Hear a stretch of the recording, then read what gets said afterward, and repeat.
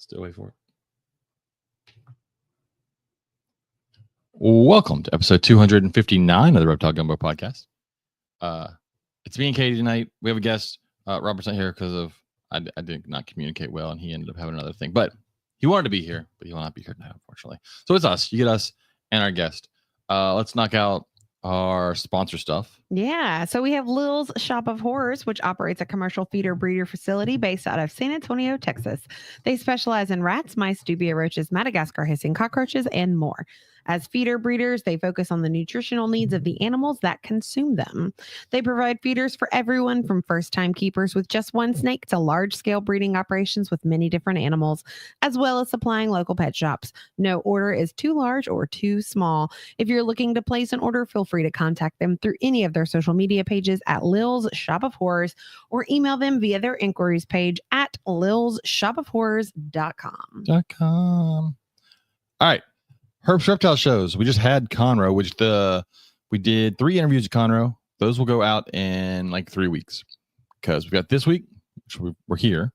And then we have, oh, look, it's Tracy.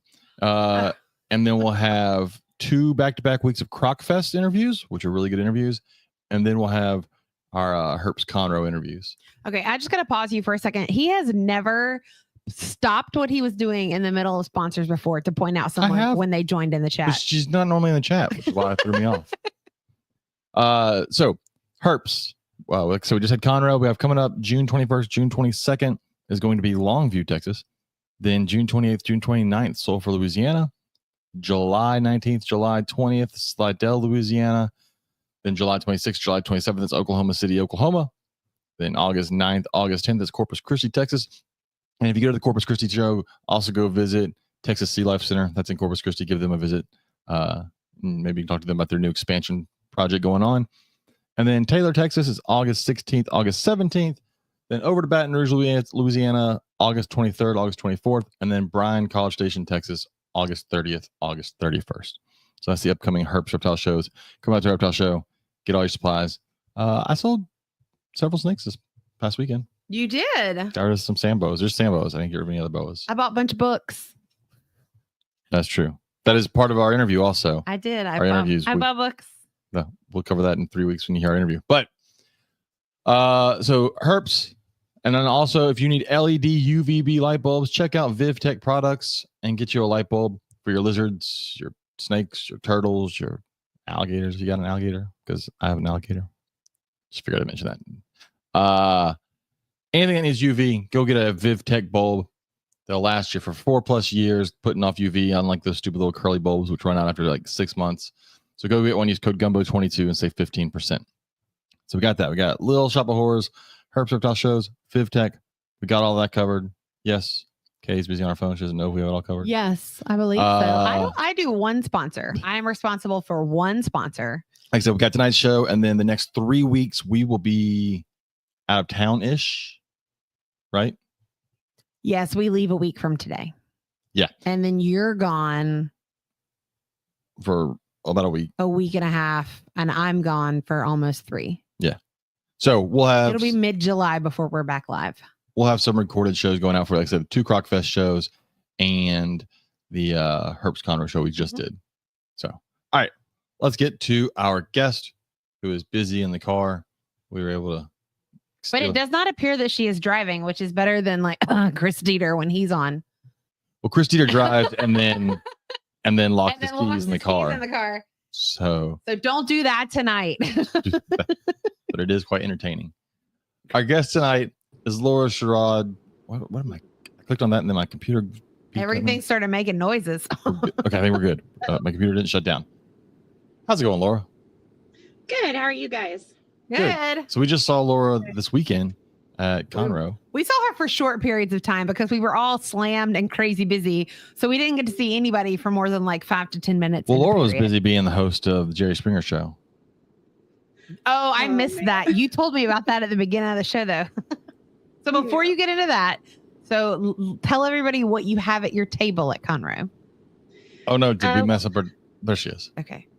Oh, can you see me? Yep, we're good. All right. Okay, so this time I had a bunch of birds. So I was the chicken lady over there. I also had quail. I do goat milk products such as soaps and lotions because we have a small dairy, and so I make various products out of their milk. I actually started with herps from the very beginning in Conroe, but was vending with other reptile people before Sean and Lori, and did a whole bunch of snakes and geckos and things like that. So I still do some reptiles, but my job is busy enough that I just haven't had as much time to breed them and whatnot. So these days it's chickens and goat milk products right now. And then what happened this weekend at your table?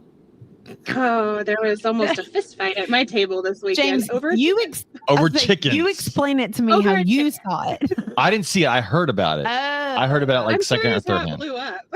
So I'm curious what you heard, and then I'll Yeah, tell you what actually happened. I had heard that it was just that. Well, I think Tracy came back to the table, or someone. Who was I? Anyway, someone came back to the table and told me there were two people fighting over chickens at your table. And because somebody was taking too long to make up their somebody mind. wanted something, and someone came up and bought them in front of her, and she said she was there first, and the guy ended up having money and he bought them, and then that woman ended up leaving and coming to Tracy's table and buying ducks. So I do know that she ended up coming and buying ducks as well, but I don't know how it went down exactly in front of you. Yeah, so I was actually taking like 5 minutes to go walk around in the main venue. How dare you? I know. So I had my 14-year-old in No. So he calls me on the phone and he's going, "Mom, you've got to come back to the table." And so I'm just hurrying up there. I don't know what's going on. I just figure he doesn't know the answer to a question. I get up there and I get bombarded by these two people. There's a lady and a man, and one is going, "I was here first. I saw the chicken first." And the other one's going, "I'll offer you double the price if you'll just sell it to me." I told her that it was sold, and just, they were getting in each other's faces. They were not being very nice to each other, and I'm so non-confrontational that I saw Sean over by the doors and I just yelled, "Sean!" And of course he looks over, and about that time the lady walked away, saying random things, but she walked away and the guy bought the birds and bought some more. So it ended up okay, no fist fight, but it was interesting for a few minutes. And I'm sorry if you're hearing noises. My kids are getting in the car. We're at a basketball game, so You're bear with us fine. just a little bit here. But I won't drive. I'm letting my husband drive while I'm doing this. That's smart. So, besides having chickens and ducks, or chickens and quail, let's go with work first, and then we'll get into hobbies, since you've got a fairly interesting job as well. So what is your day job? Because it's obviously not wrangling chickens and quail. And kids and all the things, but no, I'm a wildlife biologist for Texas Parks and Wildlife.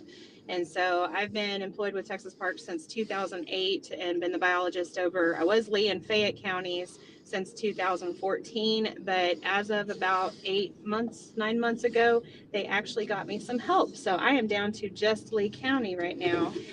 So I'm the biologist of just Lee County. And I guess that was our question too, of what people thought a wildlife biologist does. Did we get any interesting things? We did. So here, I'll let me pull those up real quick, and then we can go over those real quick. There were a few answers. Not having a mouse and having to use the mouse on my computer is a pain. Let's see. We had study the population of native animals and wildlife plant species. Study the environment and species in it and what it needs to thrive. And I'm a guess also enforce laws pertaining to wildlife, which I don't think y'all do. You don't do law enforcement, right? I'm not the game warden. I'm just a biologist, so I don't have to enforce laws, but I sure tell people about them. Kyle said, hopefully to participate in conservation work by studying the relationship between the flora and fauna of Texas, which is what you do.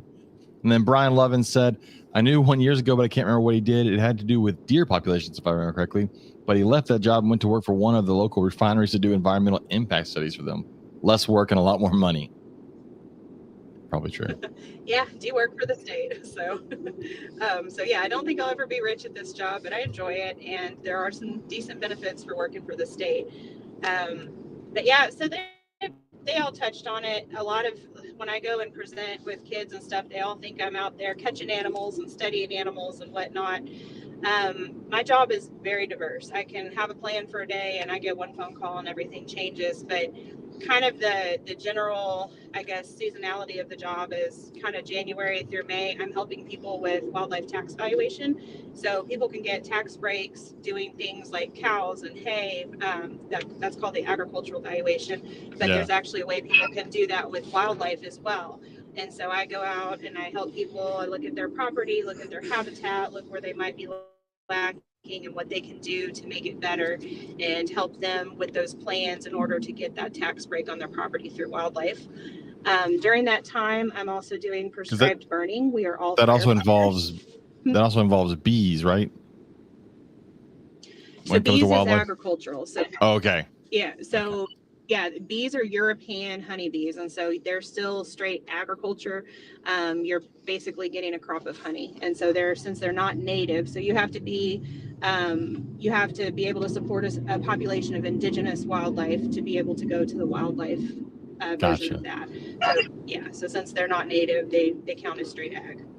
Gotcha. But it does allow for people to do smaller property. The bees do, so you can do as few as 5 acres with bees and still have the agricultural valuation. So because I know our buddy Sean Gray has gotten into bees recently, and that's why I talked to him this weekend about them. Yep, he came and got some of my hives and boxes and whatnot. So so we've done bees for several years too, just for fun. And so when I have honey, that's on the table too.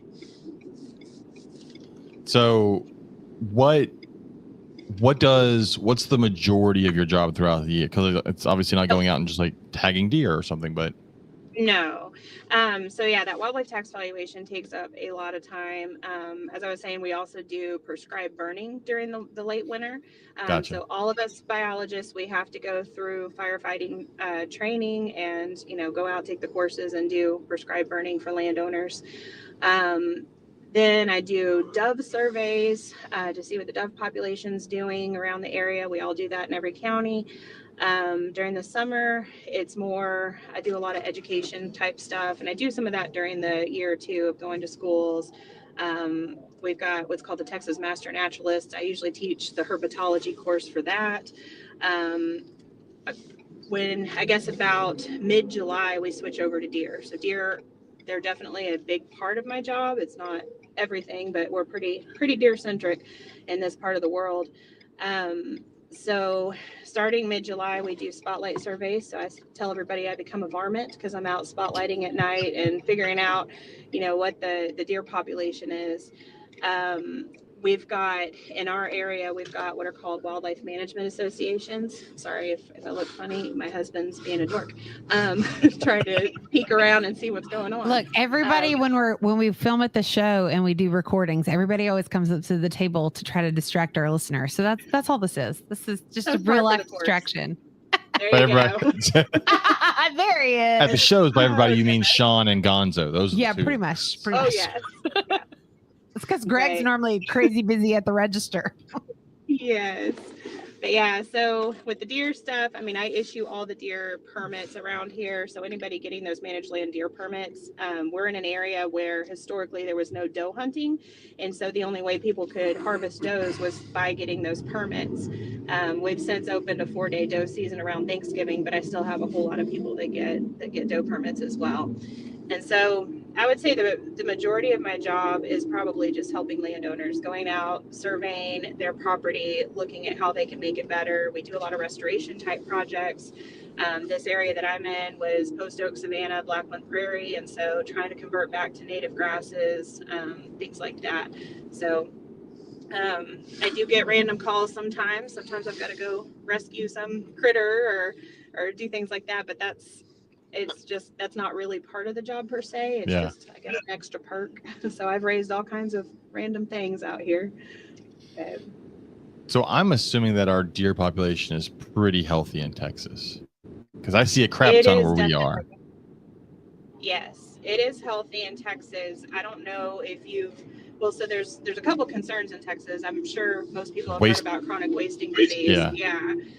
So part of my job, the glamorous part of my job, is I also test deer for CWD. And so I'll be out on the side of the road cutting into a roadkill deer and testing the lymph nodes and sometimes the obex or the brain. And so that's definitely the most glamorous part of my job. But I do a lot of disease testing as well.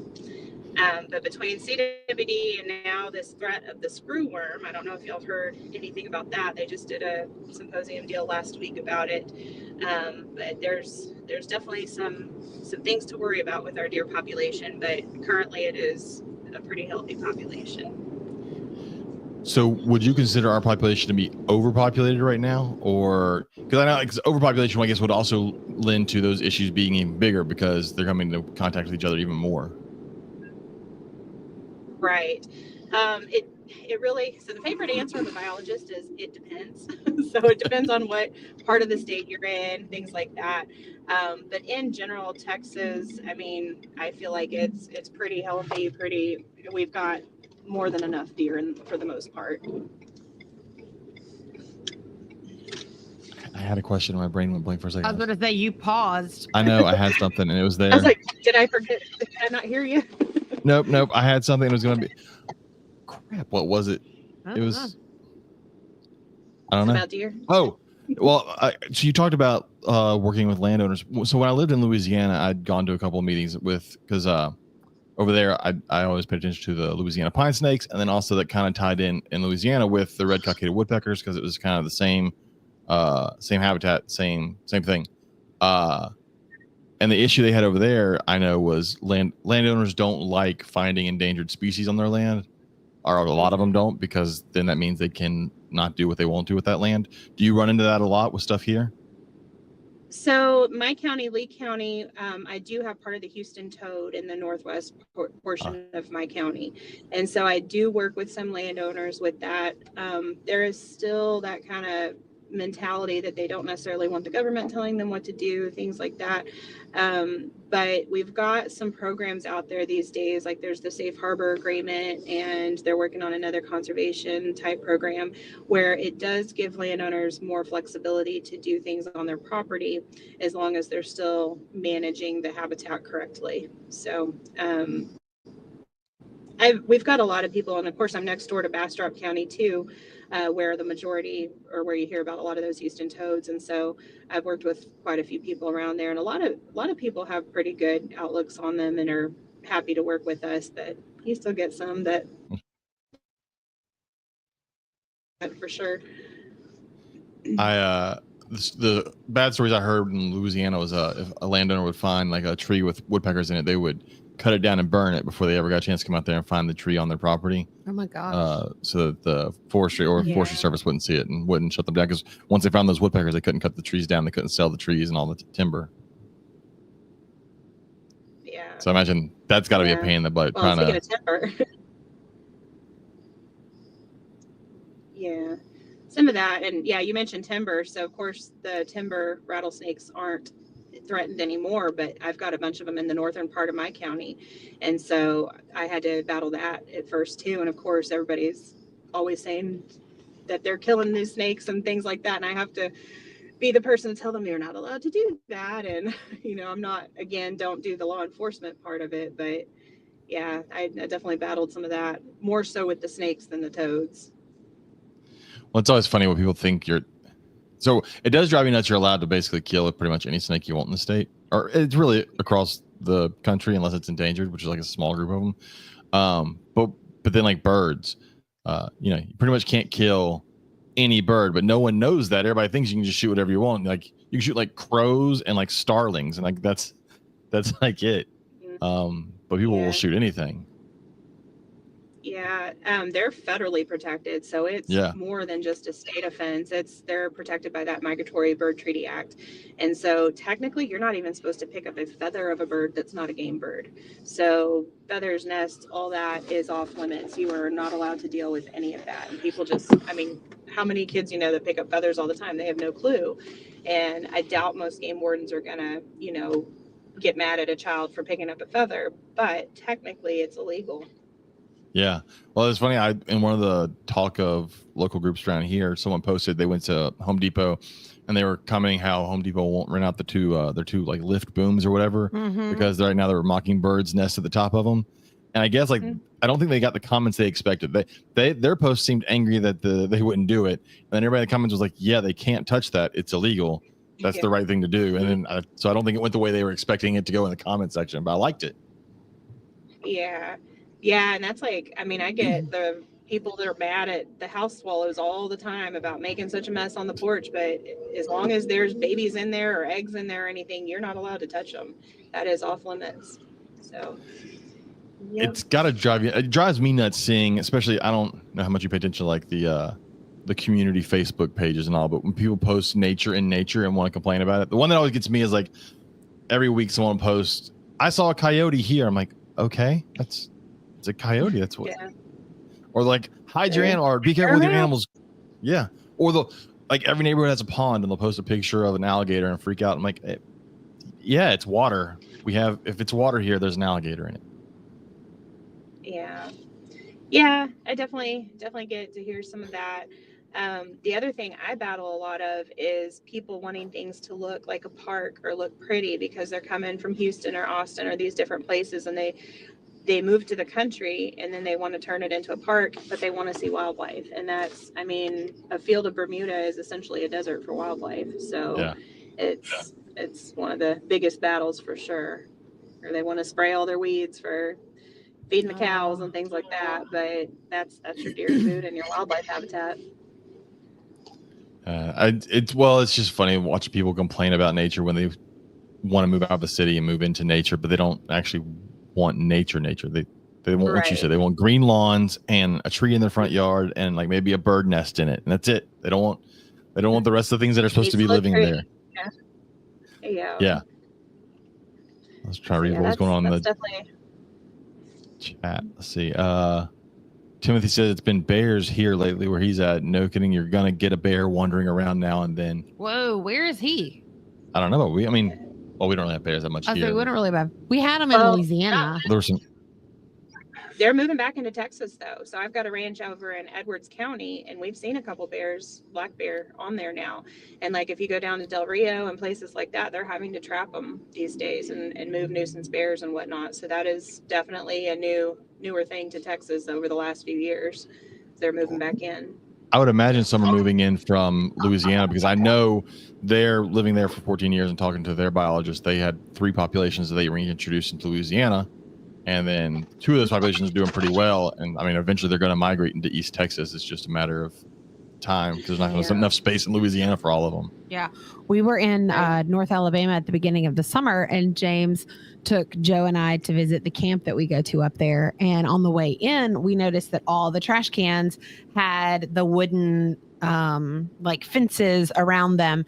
And last summer we had an issue with a bear cub, not really a cub, but like a juvenile bear getting into the trash right down the road from camp. Because I mean, you're right there at the Alabama, Georgia, Tennessee corner in the mountains. I mean, so yeah, they're there. You don't normally see them, but they're there. Timothy said he's in West Virginia. He says there's always complaints about deer, but you see them as much as you see stray cat. Yeah, no one stray. Yeah, the general public doesn't complain about stray cats, and they're freaking worse than seeing a coyote or a deer. Oh yeah, right. Yeah. But I'll try to stay off my soapbox of how much I hate cats outside. Yeah. So, let's talk about your menagerie of non-reptile stuff. Oh my. Okay, so the things that aren't reptiles. Yeah, and did you get into that like because of your job and because you do a bunch of stuff, or did you like grow up around that kind of stuff? Like what got you into all that? So I guess I was kind of the oddball of my family growing up. I was definitely that little girl that would go out and catch snakes and lizards and all the things and bring them in the house and scare my mother half to death. My parents did let me have some animals and when I was growing up, and ferrets and cats and dogs and fish and things like that. I did finally convince my mother that I needed a snake, so I finally did get one of those. But basically, once I moved out, that kind of kept expanding, I guess. Literally at the dinner before our wedding, my dad stood up and was giving his speech and told my husband, okay, you're not only inheriting our daughter, you're also inheriting, and he just read off all my animals. So yeah, nice. I've liked critters for a long time. I actually thought I wanted to be a veterinarian. I've even thought about going back to school for that because technically with the state, I'll be able to retire in 10 years, which I'll still be pretty young. I'm not going to give away my age right now, but so I was thinking about another job after that. I will not be 55. Thank you very much. Sorry, my husband's trying to say I'll be older than I was, but anyways, and so yeah, I've always been interested in the veterinarian aspect of things too. But I guess back in '94, I was still younger, and my dad, that's when he got the ranch, and it was a pretty big undertaking, and he started working with the Texas Parks and Wildlife biologist out there. So that's where I first knew that they were around and kind of figured out what they did. And so that was probably what led me to this career, because I was like, oh, that's cool. You can actually be outside doing a job and doing some things and help improve the habitat. And so that's what led me to that. As far as I still had them on the side, like I said, I bred a lot of reptiles first. And so I love colubrids, I did carpet pythons, rainbow boas, and then moved into some of the New Caledonian geckos as well. But kind of my thing is, when everybody starts doing something, I lose some of that interest, and I'm never huge scale on all of it. I'm pretty small scale, and so I tend to kind of get out of those things when everybody else is getting into them. So, I don't see you guys. Nope, you're good. We still got you. Okay, there you are. Okay. All right. I couldn't see anything for a minute. And so I do still keep some reptiles, but we live on land now. And so I've been raising foundation quarter horses for several years now. So we have a few babies every year, and they're in several states and even in Mexico at this point. So that's been fun watching my guys go all over the place. I also do dairy goats. And so I started with the Nigerian dwarfs just because they're small, easy to handle. But as I got more into the milking aspect of it, I moved into mini Nubians because they still give as much milk basically as a standard sized goat, but in a smaller package. So I've got some of my girls that'll give me a gallon a day. And so they do give quite a bit of milk. And so then I started making the soaps and the lotions. I looked into becoming an actual dairy, but the laws in Texas are a lot, and it would be very expensive to get all the permits, and I'd have to build a whole new building and all these things. So as far as cheeses and yogurt and things like that, I just do it for my family, and if friends want to partake, that's fine, but I can't sell anything like that. I also do lots of different poultry. So, of course, being the chicken lady, apparently now I've got the chickens that people fight over. But so exciting. I've got my right, but I've got my regular egg laying type chickens. But then I also have the fancy or silly breeds, whatever you want to call them, the ones that entertain me. And so I've got like the Polish that have the crazy hairdos, or the silky chickens that are kind of basically the soft cotton ball poof type chickens. I have the itty bitty Saramas that don't get very big. What am I forgetting? Oh, I've got turkeys. Those are entertaining. I do have a couple of Sebastopol geese that live with my goats. They're the geese that have the big curly feathers. And then, of course, the quail. I do the Coturnix quail, and I do the button quail as well. I used to do the native ones like the bob whites and the gambles and the blues, but you do have to maintain a permit in order to raise those in Texas. You have to have a game bird breeder's license to be able to do any of the native species. So I eventually gave that up because I'm busy and I've got a lot of things to do, and decided that was just a little too much. So I'm trying to think. Do your turkeys look like, are they the white turkeys, or do they look like wild turkeys? They're not the wild. So if I had the Rio Grandes or the Easterns, I would have to maintain that license as well. Gotcha. And so I've got heritage type turkeys. So they're the Royal Palms and Blue Slate and Narragansett and paint and different fancy colors, I guess. but yeah, they're just heritage turkeys. I mentioned I do some rehab through my TPWD permit. So right now I've got a possum. And what else? We do have an alligator, and I've got an alligator snapping turtle, and what else? I think that's all the wild things right now, but I've got a couple of Texas tortoises from the Sea Life Center. They gave them to me because they had too many. And I've got some three-toed box turtles that were rescues. So I use all those native animals for education with my job.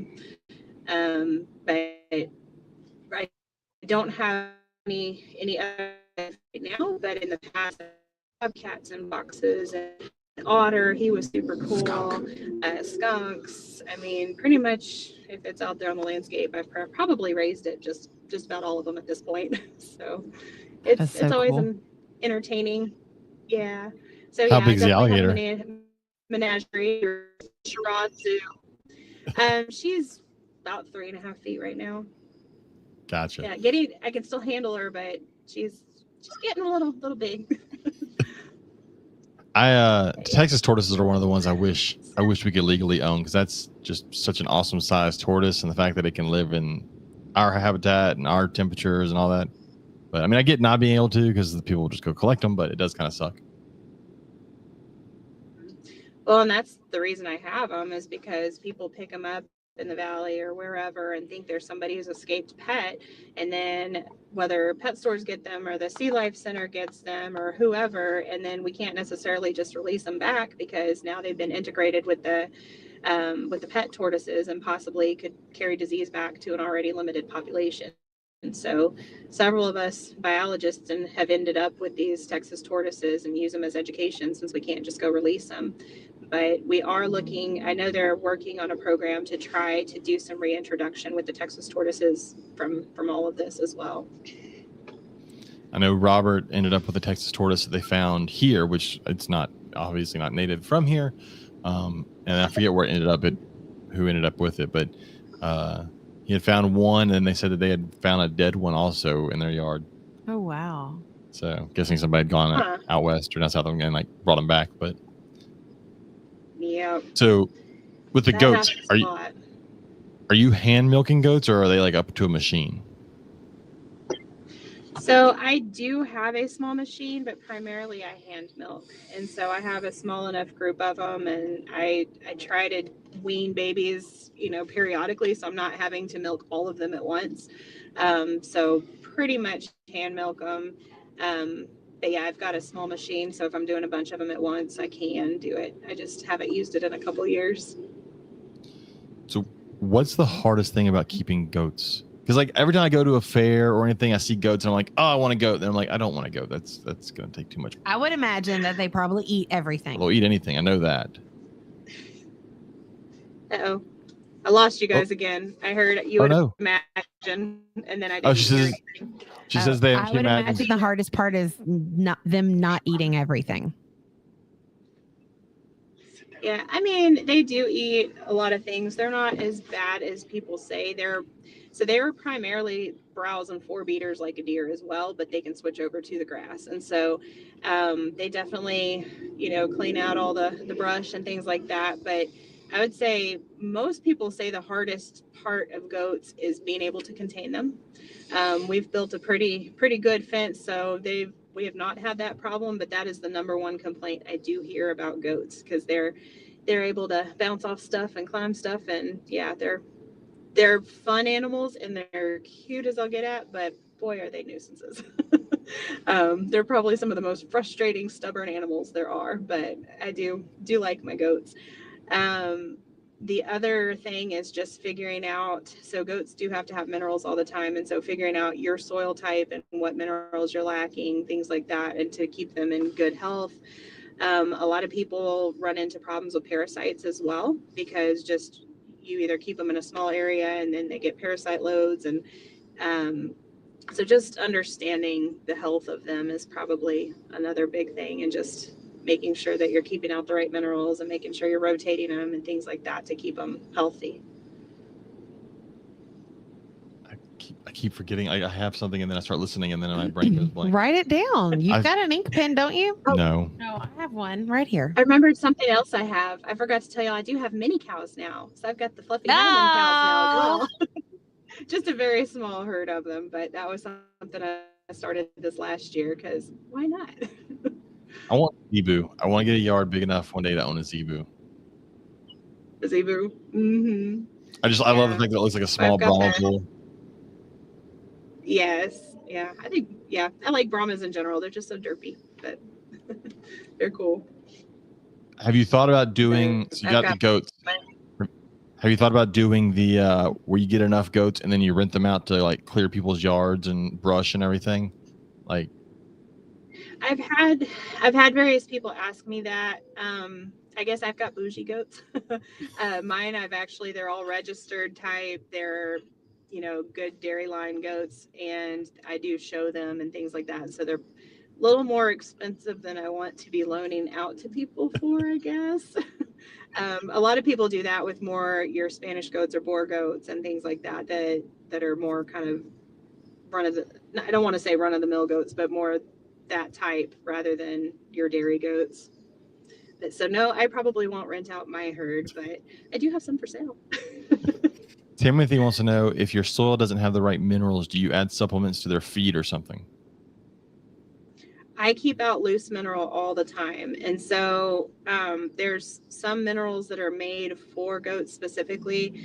I also do what's called a copper bolus. And so twice a year, I give them just pure copper that I basically shove down their throats. But you're supposed to keep loose mineral out with goats all the time, whether that's a premix type, or there's also what's called the mineral buffet now that I really like. And it's basically 20 different minerals that you keep out for them to pick and choose what they are lacking and what they need. And I've had really good luck with that. That way you're not trying to figure out exactly what they need the different types of the year or times of the year. So how many goats total are we talking? Oh, you ask numbers. I try not to count my animals. No, right now I've got about 30 goats, but Oh, that's not horrible. Several babies. No, I don't want a huge herd of them, and of course I breed them to keep them in milk and everything. And so right now I've got several babies that I haven't gone to their new homes yet. So I've got a little more than I want right now, but that's because I'm still weaning babies and sending them home and whatnot. So I know that obviously you've got your awesome husband. You also have 4 awesome kids that are at your house, all boys, mind you. Yeah. But how I'm severely outnumbered. But how, do they each have certain animals that they prefer to work with, or do they grumble like it's normal chores because they're boys and they're teenagers and small kids, or are they willing to help out?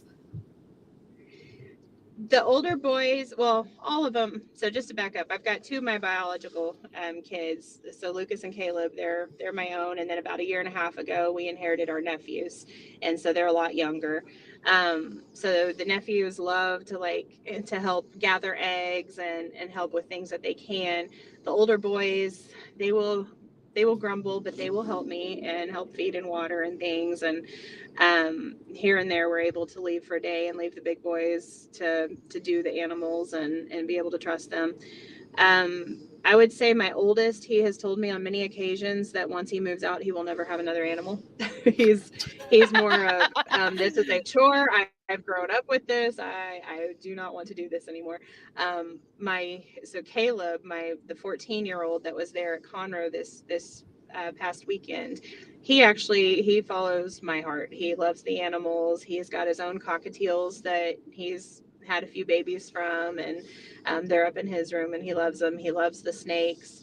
He loves all the animals, really. And so I don't know what he'll end up doing, but he has talked about, so there's a second house on the property we live on. We don't own that house, but if it ever comes up for sale, he is talking about how he would love to have it and move, close to us and have a farm with me. So I love that he wants to help and that he says that. Yeah, so at least he's also only 14 and not 18. You hush.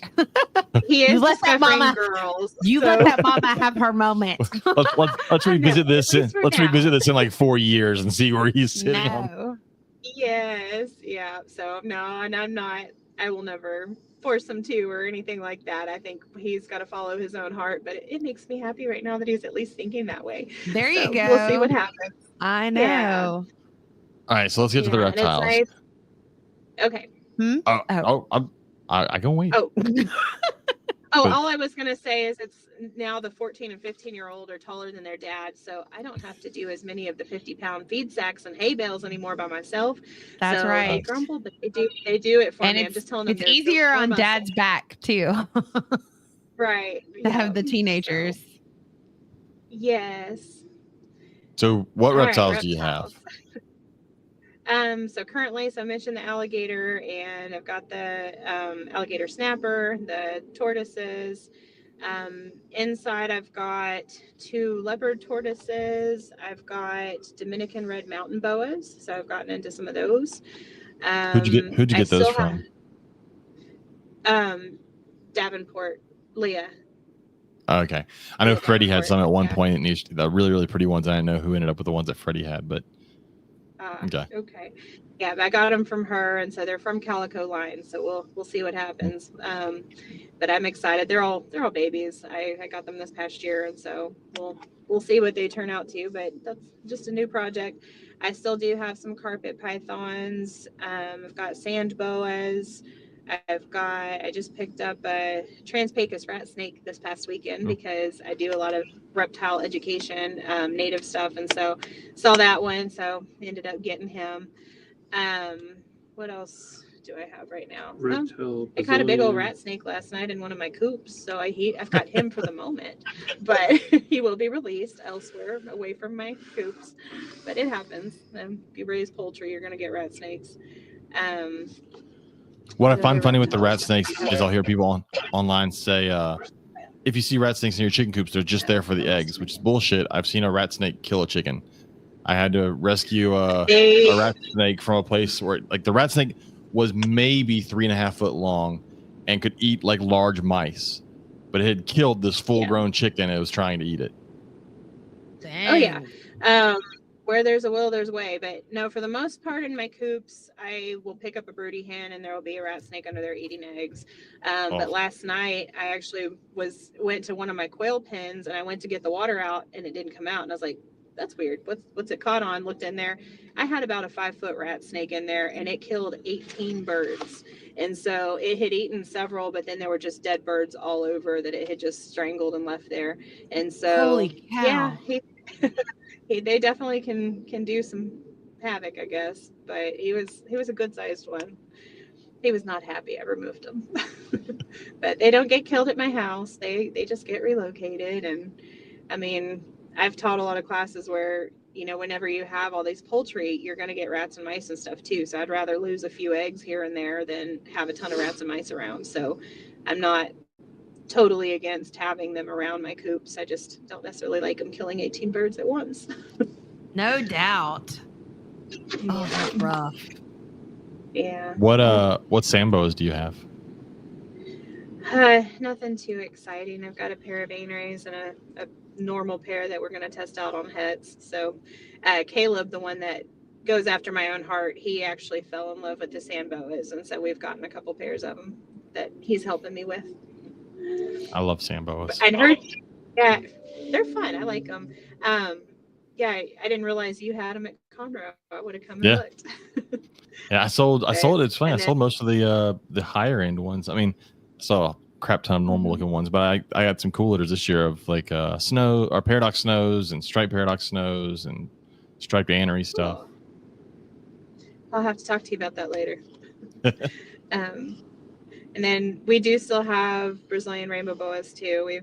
We've kind of had them forever, I guess, and so we haven't had any litters or anything like that recently. So basically, when I took the job of being the wildlife biologist, that's about the time I stopped breeding reptiles so much, just because I'm super busy with the job, and it's gotten a little bit better now that I'm down to one county, but basically I had the highest number of co-ops in the whole state, and that meant twice a year I was going to 12 different co-op meetings on weekends, and so it just, full-time job, and so that's gone down a little bit, but I just haven't been breeding the reptiles as much because of it. So we do have a comment in the chat that it does stand to correct you. Tracy says, cough, cough, you sold. But every time James would walk away from the table this weekend, she would have to call him, hey, come back and sell a snake. You know what she didn't do? She did not catch me in enough time before I sold a snake for $50 too cheap. Yeah. I sold a snake for the wrong price and then realized after they left that I had put the wrong price in and charged. Because you were trying to rush back. We were in the middle of recording when we got the phone call. Oh, it happened. Well, as long as Tracy's not correcting me, I'm good. Nope, just James. No, just me.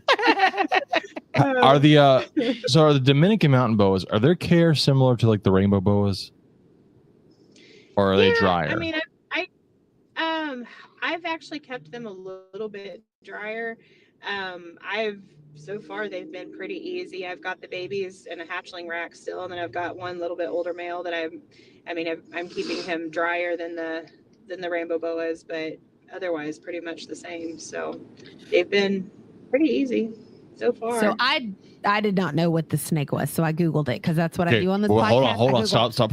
I did not Google the pied one. It's not pied. It's calico, and that's the one everybody sees, and they think that all of theirs. Calico. So are yours more of the brownish colors or the reddish colors? Well, they're babies, so they're the reds. Oh. Yeah, that's cool. They're really pretty. Ones that are more red. Yeah. So something different. I figured she didn't have the calico. But don't get trapped in the thing. Everybody sees that picture, and everybody thinks that their Dominican mountain boa is going to be that snake. Oh, the calico? No, you phrased me better than this. I know better. And it's not that snake. I know better. I click on multiple websites when I Google search. Well, and you can even, you can breed two calicos together and not necessarily get calicos. And even then, you don't know if you get calicos for several years. So it's exactly. Yeah, because they'll grow into it. Yeah. And not all calicos are going to look like the almost solid white one you see in those pictures. Exactly. Right. The redder, more red ones. They're really cool. Oh, yeah. I remember, like I said, there were a couple of adults floating around the herp show, I think last year that were full grown, and they were bright red. I'd heard they poop a lot, but that was also from someone. I don't know how true it is if they poop more than others. Do. Okay. Absolutely. Yeah. There was not a lot of hesitation there. Yeah. No, as I was picking out babies and stuff, it just, you get pooped upon. But my one he's about 2.5 years old now. He's actually not as bad anymore because I have handled him quite a bit, so he's more used to it. So I'm not getting pooped upon all the time. But yeah, they do musk more than others.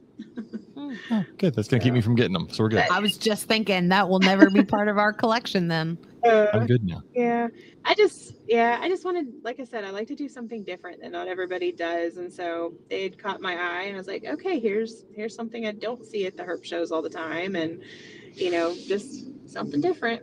And I found that even with the carpet pythons back when I did more of those, that it's definitely a niche, and not everybody's going to buy the babies and things like that, but it was something I enjoyed, so it made me happy, even whether I sold them the babies or not. So that's how I am. What I'm doing. That's what James says. That's how I am with my boas and my sand boas. And I got that a lot this weekend where people were like, I don't normally see these shows a lot. And look, there are sand boas here or there, but there's rarely do I go to a show and see a sand boa breeder. I'll find someone who has like 2 or 3 that were on a trade and they're trying to get rid of them. And the same for boas. People will go around and there's not boa breeders, but there's someone who has a 3-foot male or whatever someone's trying to get rid of, or 2 or 3 babies here. There's not a ton of boa breeders that I see. So I enjoy being that person because God knows I'm tired of seeing crested geckos and ball pythons, which, by the way, we interviewed crested gecko and ball python people this weekend. So yeah, we did. Great. James is like, dang. Yeah, you've offended him. No, I told them in the interview. It's just, don't give me and I say all the time, like I get the purpose of both of them. And I even talked about it in our interviews this weekend, like crested geckos. I think crested geckos are a great first pet for a lot of people because of the things that are going to happen. Like, we watch people buy something for their 5-year-old or 6-year-old kid, and then a week into it, the kid no longer gives a shit about that animal whatsoever. Crested geckos are probably the best pet for that because that's fine. You can just leave it in its tank, and as long as you're feeding it, watering it, it's okay. It'll be all right as long as the parents taking care of it. Versus like getting a bearded dragon, right, and then just giving up and quit playing with a bearded dragon, and leaving it alone. Mine was harassing the dogs earlier. Yours is going. The other night I was up late and he just kept going back and forth like crazy. So I have a bearded dragon for my classroom, but during the summer everything comes home, and he is currently on a 4-foot folding table in the living room, and he will purposefully go over to the corner closest to where the dog sits on the couch just to aggravate her, because then she tries to bark at him and loses her mind. But you'll be in the living room and he'll just randomly spaz out in his cage to see if he can get your attention. Oh my God. He needs to be back in the classroom. Sounds entertaining. He's driving me crazy. I agree. Oh, him and the guinea pig. And the guinea pig. Every time you open the refrigerator, she has to scream at you and let you know that she needs snacks. That's funny. So who's training who in that situation? Oh, it's totally her. And the problem is we don't eat lunch until 12:30. And that's cool. a very late time in the day to eat lunch when you get there at 8. And for a 10-year-old especially. So my coworker and I decided to do a snack. So at 10 o'clock, halfway between lunch and when they get there, they get a snack time. And we have very strict stipulations. So they're not eating like a giant bag of Takis or something. Like it has to be a snack, not a meal. But my kids have learned that if they bring fresh fruit, like an orange or an apple or carrots, that By the way, carrots are a vegetable. they are. You are correct. You said fruit. I just I want to did. Or vegetable like a carrot. Is that better? Yeah, there you go. That they are able, if no one else has, they can share with Penelope. Like I send home a list of approved and it can't be washed. I send it all home ahead of time. She hears the bags rustle at 10 a.m. or the alarm go off at 10 a.m. So they know it's snack time. And then she immediately runs up to her little ramp and sits next to her food bowl and waits. Because if nobody brought anything to share, then her caretaker goes and gets a little snack out of her drawer and she gets like one little yogurt drop or one like, oh my God, she's so spoiled, living her best life. And I'm allergic to her. Like that's the craziest part. So like I have this guinea pig that I sneeze every time I handle, and I don't know what she did the other night, but she did something that set our dog off in the bedroom. She moves, and if Millie is asleep and hears her move, she still hasn't figured out what she's doing back at the house. Because last year we had her up higher on a table where Millie couldn't see her. Now the dog can see her, and she's not sure about it at all. So you mentioned being allergic. You want to hear something crazy? I'm allergic to just about every animal I keep and the outdoors, yet I'm a wildlife biologist. So you do what you do for love. Yeah. Oh yeah. But I have my horses and my goats, super allergic. Oh yeah. I keep a button up shirt in my classroom. So if I have to handle her or clean my cage out, I put that on. And then I'll handle her or like pass her off to a kid or whatever, because the kids do great holding her, but they're not the best at getting her out of her cage because her cage is up on a higher platform in the classroom. But like my coworkers will randomly come in and they're like, we're going to take Penelope. I'm like, okay, bye, have fun. And they just, snatch her and kidnap her for a little bit and then bring her back when she starts to get antsy. She's everybody. She goes during testing week because she does get so loud with snacks. She actually goes and lives with pre-K for the week, so that she doesn't disturb us in the middle of testing. Everybody knows Penelope. Everybody loves her. She's pushing 5 years old though, so I'm like, I haven't. One of the kids this year were like, so how long do guinea pigs live? And I was like, anywhere from 5 to 8 years. And they were like, did you say she's almost 5? I'm like, we don't talk about this right now. Let's just move on. Right? Nope.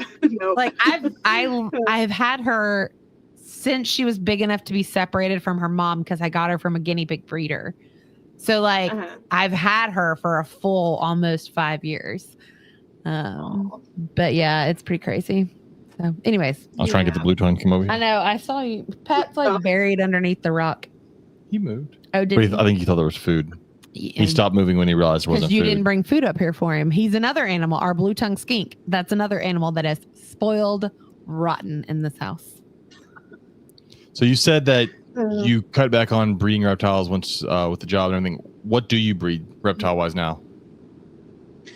Well, right at the moment, I do have one of the sand boa pairs paired right now. But that's sorry, that was Bless you. That was very strong. I have to clarify what that noise As is. we're all talking about sneezing. Right? Power of suggestion.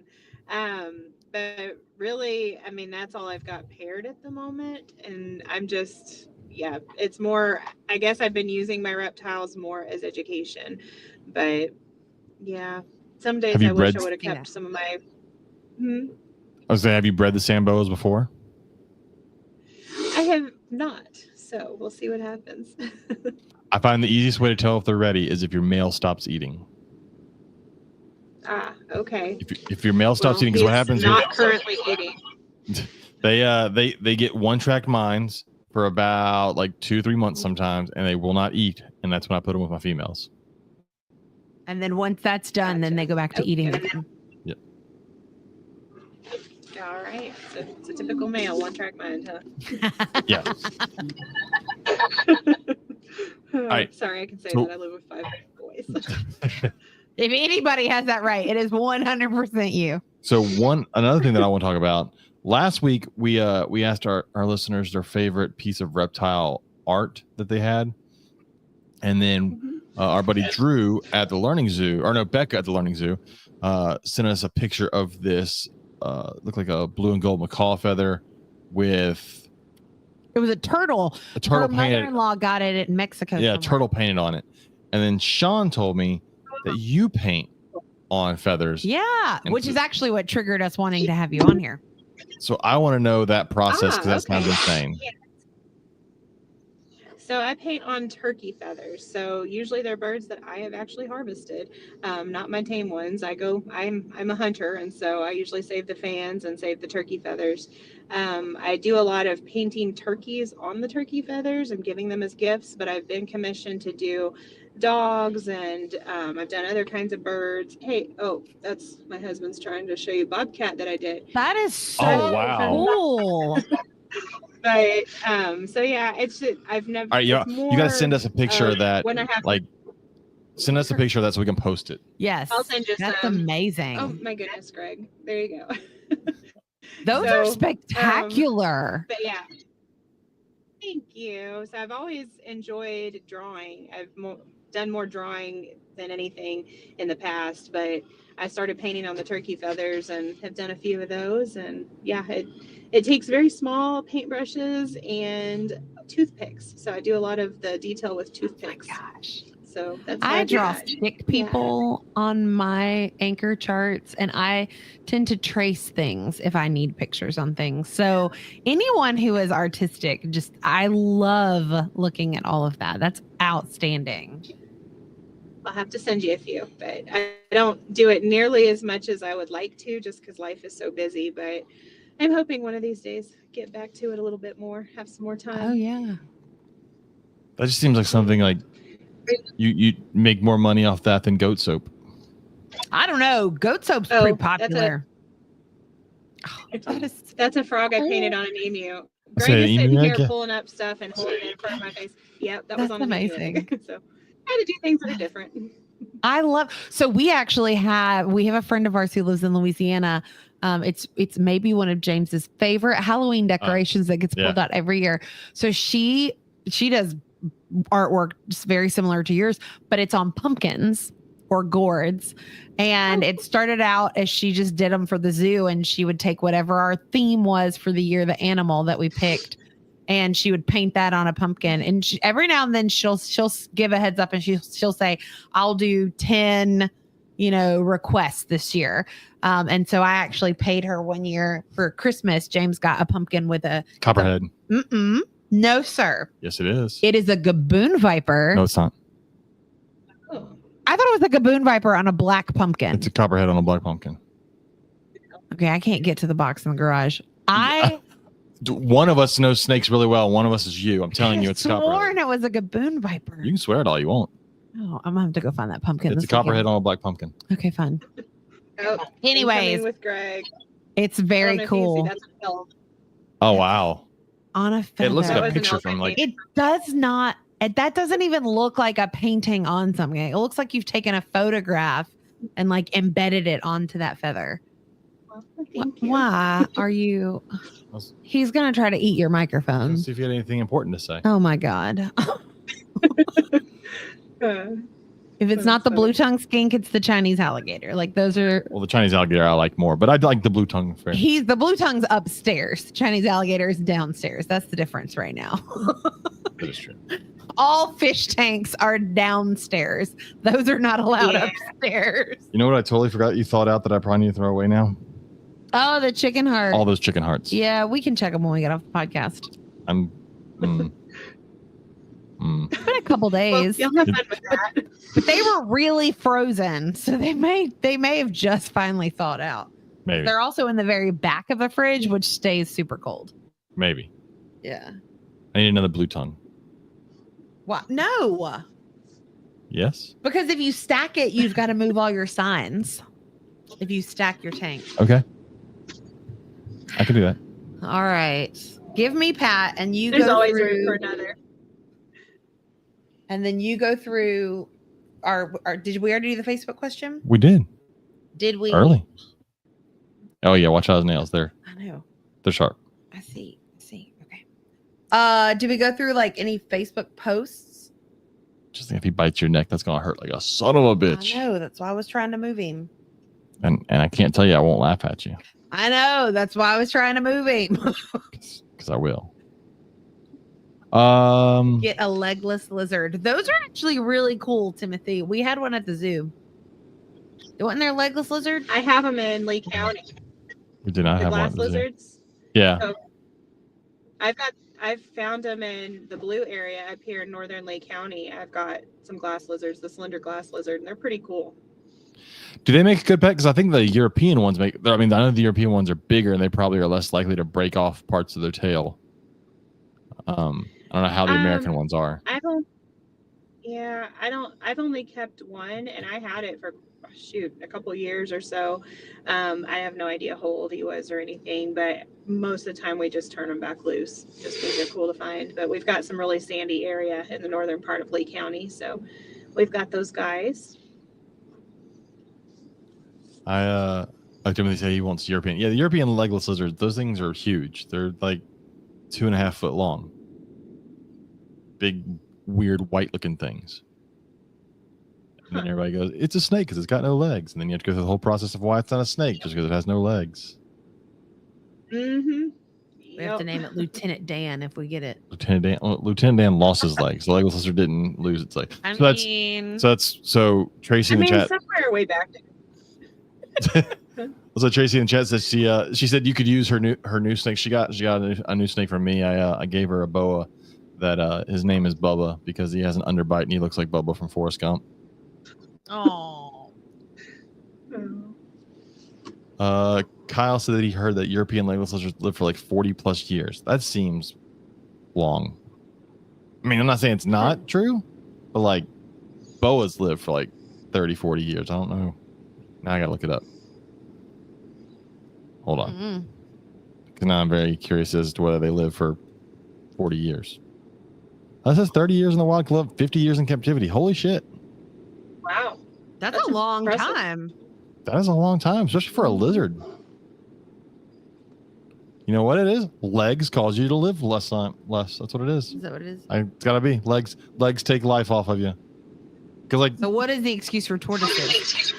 they got a shell. It doesn't count. The shell counteracts that. Oh, okay. Simple reptile lifespan math. Good to know. That's snake math that I'm not very good at. Kyle said Kyle said you're never allowed to doubt him again. I'll still doubt you. That's great. But that is a long time for a lizard. Most lizards are like it's not like 40, 50 years. That's crazy. Okay, now I want a giant European legless lizard too. Hey Katie, we need a giant European legless lizard. I thought he bit me, but it was his nails. Yeah, I'll take them. No, you're going through Facebook stuff. God. I don't have that control on my computer. Because you're not cool like me. Nope. Hold on, let me see. We caught up on a lot of it last week because we were finally. And I didn't know if a lot of people had posted things this week or not. There's some. Let me. I haven't really been on Facebook. Let me share the screen here real quick. Share. Let me get to it. Gotta find it. Here we go. This was a baby leucistic boa that was born. You can see it popping out of the out of his little sack there. It's kind of cool. Let me see if I can make it bigger. I on like our screen. watching babies born. They're fun. But that's cool. I'm not a big rainbow boa. I'm not a big Colombian rainbow boa fan, which is what this is. It's Colombians, and they're not as pretty as Brazilians. And then I don't really. Leucistics are fine, but it loses all the things I like about rainbow boas. Like the whole cool thing about rainbow boas is the color and the rainbow. Greg and I just had that conversation like yesterday. Where do you sit on that one? Absolutely. Me? So no, I like the normal. I do like some of the hypo. We do the Brazilian rainbows. So some of the hypo that makes that higher contrast oranges and reds, I'm fine with. I don't like the albinos. I don't like the leucistic. I don't like it. Like you said, it takes away from why they're rainbow boas. So I definitely like the colors on them. I remember in the early 2000s seeing the first Anery Brazilians. And I was like, what's the purpose? Like, why do I want it to be gray? Right. I will say I kind of like the I agree.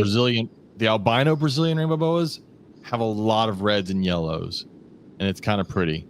But I mean, a nice like bright red normal Brazilian rainbow boa with all the rainbow colors shining on it can't be beat. Yeah. Let's see what. Oh, this is gross. Lewis posted this ketchup beer. Absolutely not. I'm sure our Canadian listeners will enjoy it. They can Hard drink pass. this along with their ketchup chips up there in Canada. I really thought that's what Norm had sent us when I Ketchup opened chips? the box the other day from the porch. I thought it was ketchup chips. It was not. That post should be on here somewhere. I don't know. I think it's not a regular one. And then what is I think it was. You're right. Oh, this is Garcia Torres. Look at all these box turtle shells. So the one in the top corner at like 11 o'clock, that is what the shell looked like for the one that I found in North Alabama that one summer at camp, because that was my memory on Facebook the other day. I was like driving down the mountain and it was in the middle of the road. Yours was like, I stopped and moved it out of the road. Yours currently looks like this though, right? She's darker than that, but Gotcha. yeah, that's what Alice looks like. Let's see what else we got. Okay, I haven't watched this, but the headline is "My hand was just too close." A New Jersey venomous snake bites cyclist who tried to help. Yeah, I haven't watched the video yet either. So now I'm wondering what he got bit by. A venomous snake in New Jersey. Well, no shit, Sherlock. I understand that. But what do they have up there? They can't have that many venomous snakes, can they? I mean, they've got cane brakes because cane brakes are like all the way up to Pennsylvania and stuff. They're way up there. Is he gonna pee on my computer? I mean, he's not gonna not pee on your computer. Let's pick you back up. It's a reptile, so. I'm sorry, there's a guys. good I totally lost y'all. Oh, we're here. We're just. We're just fussing. Oh, See, I hear you now, but I couldn't hear you for a little bit. See, I figured Darren's in the chat. He's from New Jersey. He'd be able to tell us. He said timbers, copperheads. But he said they show a timber. They showed it in the video. They showed a timber in the video. But that doesn't mean shit in the video, because if it's anything like Discovery Channel, they'll show you a ball python when the Naked and Afraid's in like the Amazon. So you never know. Ooh, that looks. They showed his hand in the video though. That looks rough. Gross. All right, that's oof. So we're caught up. There wasn't much this week because we had a lot last week that we had to catch up on. We did. All right, back to this. You want your lizard back? I do want my lizard back. That's why I got him out, and then you stole him. Do they have Eastern? Do they have Eastern Masaga? Oh, he's talking in New Jersey. They have Eastern Masagas. It's a rattlesnake. I don't know if they go that far over in New Jersey. I think Eastern Masagas are farther west of that. I know they have timbers because timbers go from here all the way up to like Pennsylvania. They have like a huge range. And copperheads have a huge range as well. Darren said it was a poisonous python. Yep, that's what it was. Sure, that's what they'll report. That's what the news. It was a 20-foot poisonous python. Oh my god. With wings, glowing red eyes. Oh goodness. It ate a small family of. Small family. Small family. The whole family. The whole family. They're traveling through. Ate the whole family. That's what the news will say. Oh my goodness. So, out of all the things you keep, because it's a large variety. If you could only keep one. That's not where I was going. It's where I'm going. Okay, we're coming back to yours later. I'm going on first. What's the hardest? That's not a good question. The hardest? The two-legged Yes. Yeah, the two-legged ones. Okay. definitely. Kids don't count. I lost Kids are you a pain in the guys butt. again. Oh, no. Yeah. No, I hear you now. This year it's the horses. Horses are a lot, and they say the quickest way to make $1 million on horses is to spend 2. They're not totally wrong. So, yeah, we've had a lot of issues this year with having to bring them back and forth and have our A&M vet stays and stuff. But for some reason, I'm addicted to them and I love them. So we keep on doing it. Do you ride as well? I do. So I haven't ridden as much here lately just because we've been so busy with everything. The older boys, they're now into all the sports, and that's why we had 2 basketball games just this evening. So I haven't had as much time to do that as I would like, but I do ride. What with the horses? I'm assuming that do you have the females and males, or are you just keeping females and then artificially inseminating them? How's that whole process go?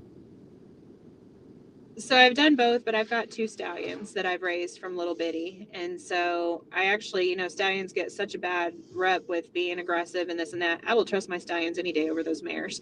That being said, I ride the mares, but yeah, so I do have 2 stallions and then my own mares. And most of my horses I have raised from little bitty, from weanlings, because I wanted to, have my mark on them and know how they're going to act and everything. And at our place, I don't like to have aggressive horses. I don't want something that's going to hurt the kids if they're out in the pasture.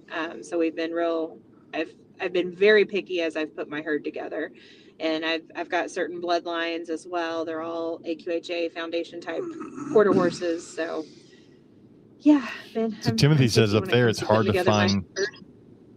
He said it's hard to find farriers up where he is. I don't think people think about all the thing that goes into keeping a horse, because it's not just put a horse in the pasture and then feed it hay. There's a lot that goes into having to upkeep those guys. Yeah. So you still have to do the vaccinations. You have to do the hoof work. We've actually started doing a lot of that part of it ourselves.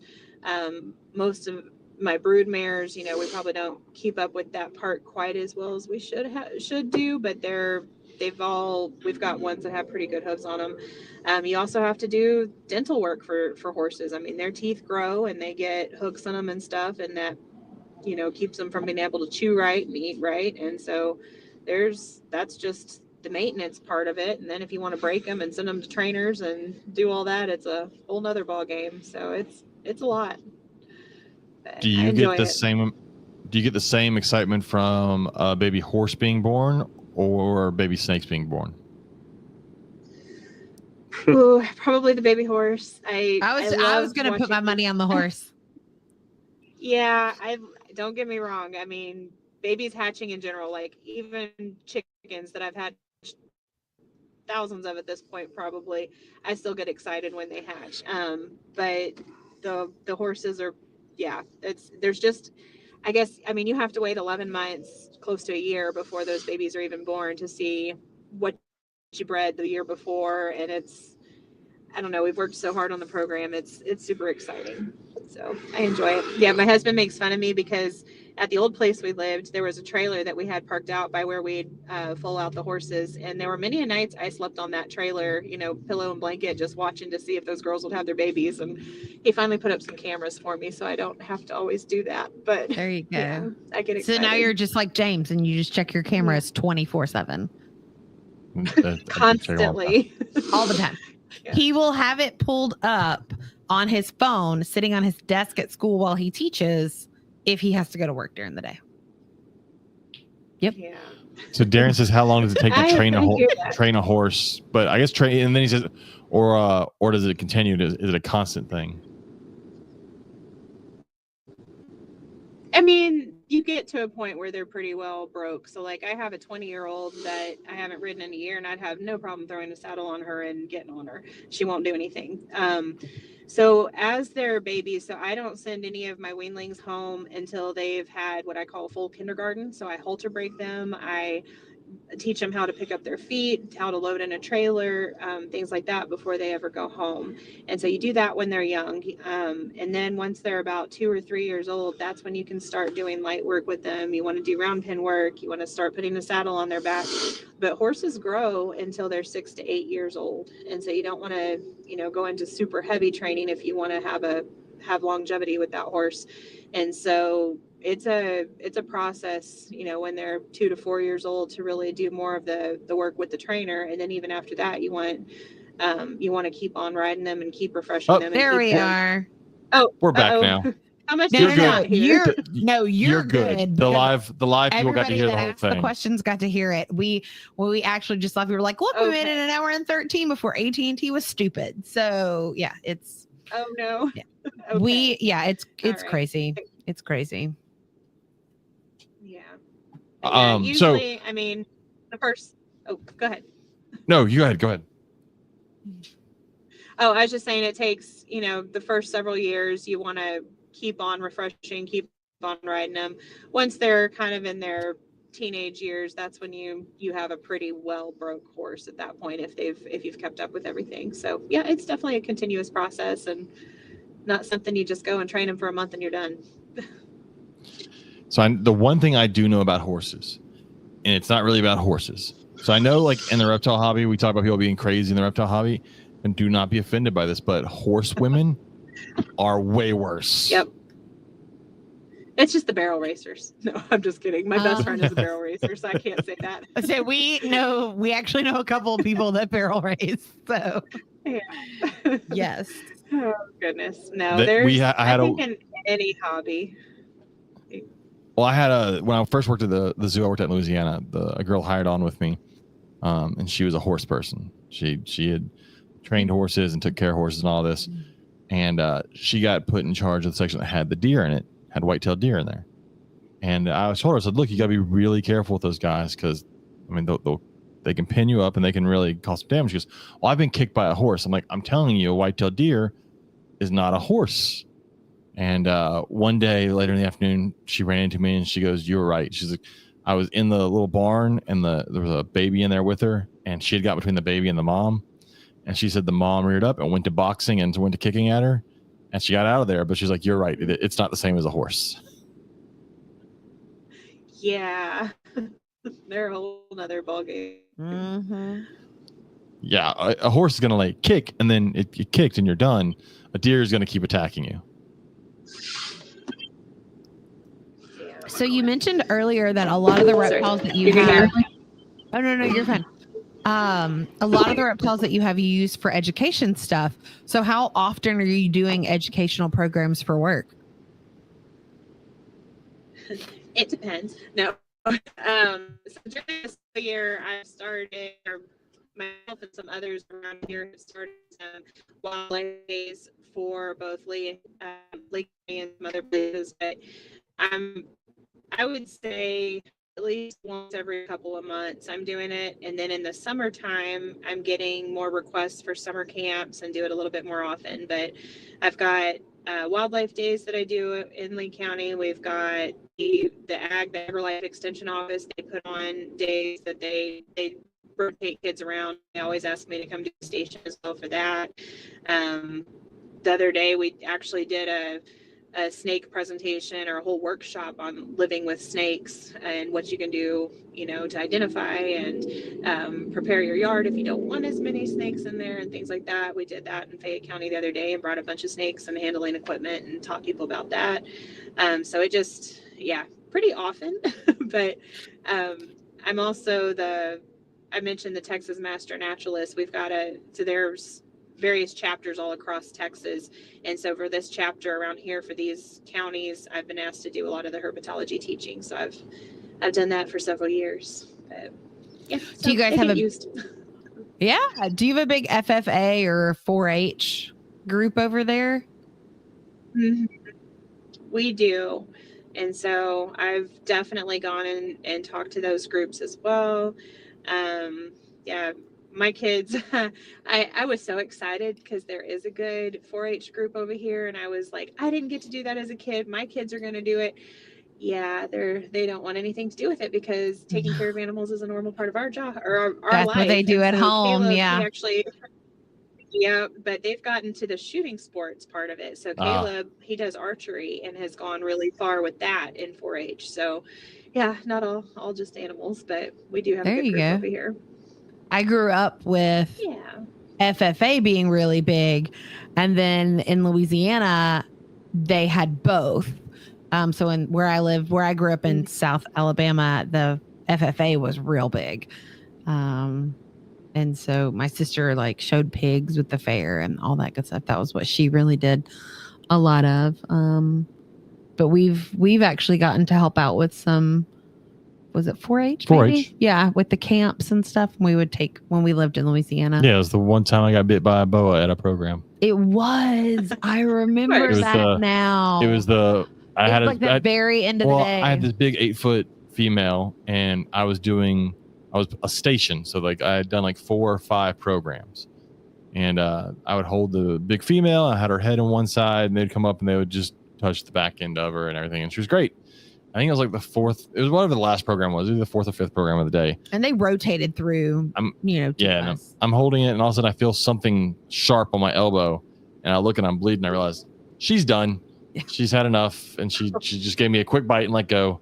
And so luckily the kids didn't really see it, and I was able to kind of hide my elbow. I was like, I didn't have this 8-foot snake attached to me, so we were good. Yeah, but that's good in front of kids.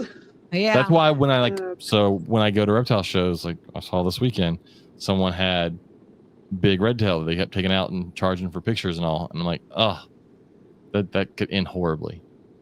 Yeah. Well, so when I do a lot of the snake education with the kids, I mean, questions is, well, can that snake bite? And so what we tell them is, well, anything with a mouth can bite. I mean, I could bite you if I wasn't a nice person. So yeah, that's what we tell them.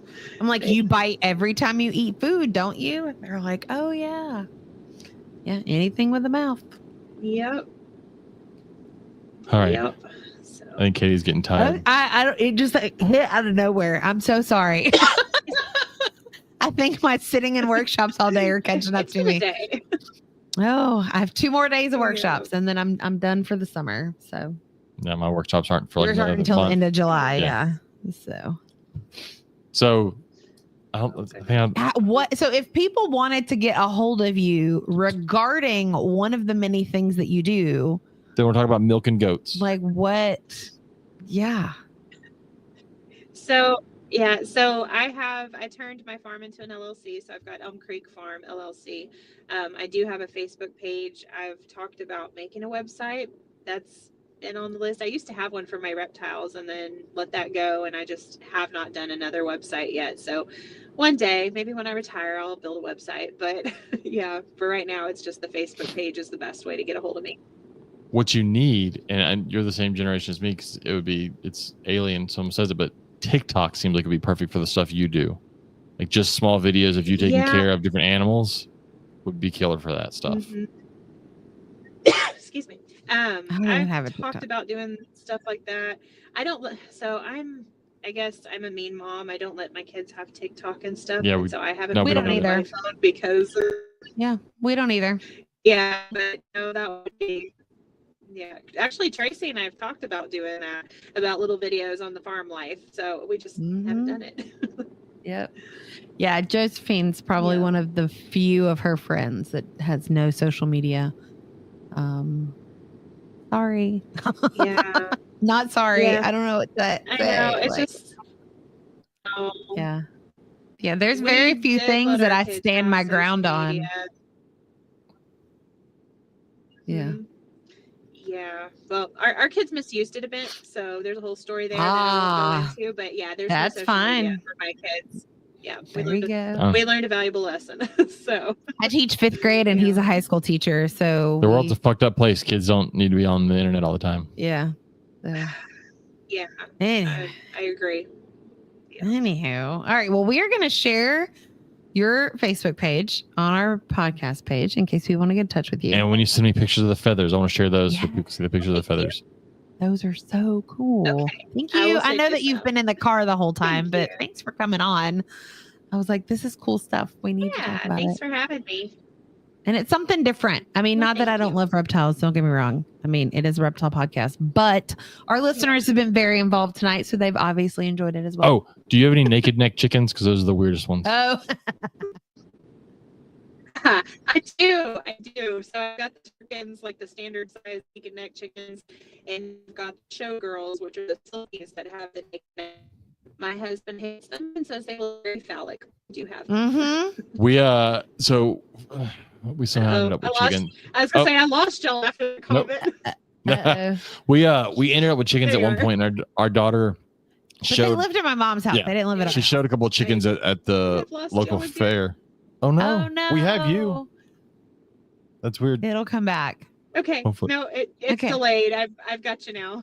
Okay. Oh, perfect. But she showed these naked neck chickens at the fair, and she ended up winning first place with them. She was in like 2nd grade, I think. But it was funny. Like I had never seen naked neck chickens except for the 2 that we had. So that was what I like. They all look like this. And then I got there and I was like, oh shit, a lot of these are really ugly. Yeah. Like she got first place with hers. Ours were really pretty, very like pretty and well kept, and they like had feathers just like on the head and a great naked neck, and like they looked good. And then these other ones all looked like they had mange, and I was like, okay, they were also very spoiled because my mom only had like 6 chickens total, and they all got love and attention, and they all had names, and oh yeah, they were. That was when my mom lived like 5 houses down the road from us. Just love any animal that has naked in the name. Oh yeah, they're fun. So, all right. That's funny. All right, let's get out of here. Laura, if you'll hang out for a second. Everyone else, we will see you in a month. Pretty much. The next 3 weeks will be pre-recorded stuff, but it's great stuff. Like I said, CrocFest. We have 2 episodes from CrocFest where we interviewed Phil Goss, we interviewed Chris Dieter, we interviewed all the originators of CrocFest. We interviewed the guys from Croccast podcast. Yep. So that's gonna be a great one. And then we did 3 awesome interviews this past weekend at Conroe. We talked about bearded dragons with one person. They did bearded dragons. We talked crested geckos / ball pythons. And then our favorite author, Jessica Lee Anderson. So that'll come out in 3 weeks, and then we'll be back in a month with someone. By then we'll have another guest. That's right. Thank you guys for hanging out, and we'll see you later. Night. Good night. Hold on 1 second. Let me exit offline because they can still see us. Hey, everybody who can still see us.